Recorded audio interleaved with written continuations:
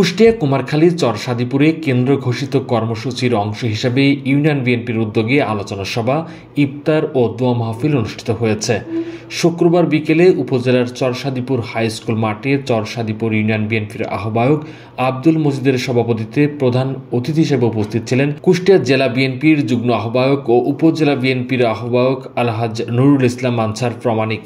বিশেষ অতিথি হিসেবে উপস্থিত ছিলেন কুমারখালী উপজেলা যুবদলের আহ্বায়ক অ্যাডভোকেট জাকারিয়া আনসার মিলন। প্রধান বক্তা হিসেবে উপস্থিত ছিলেন কুমারখালী উপজেলা বিএনপির সদস্য সচিব মোহাম্মদ লুৎফর রহমান। এ সময় চরসাদিপুর ইউনিয়ন বিএনপি ও সকল অঙ্গ সংগঠনের নেতৃবৃন্দ উপস্থিত ছিলেন। ইফতারের আগ মুহূর্তে বৈষম্য বিরোধী ছাত্র আন্দোলনে নিহত শহীদ ও আহতদের জন্য মোনাজাত করেন এবং চেয়ারপারসন বেগম খালেদা জিয়ার সুস্থতা কামনায় সবার কাছে দোয়া চান অতিথিরা।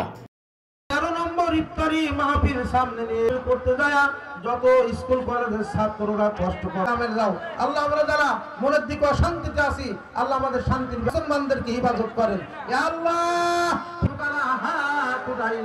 আমাদের মা বাপ যারা সুস্থ আছে, আল্লাহ আমাদের মা বাপকেও শিফায়ে কামিল পরামর্শ দিয়ে আল্লাহ সহযোগিতা করেছে। সকলকে আমার মা বোনদেরকে মাফ করে দেন। রব্বির রাহমহুমা রাসূলুল্লাহ।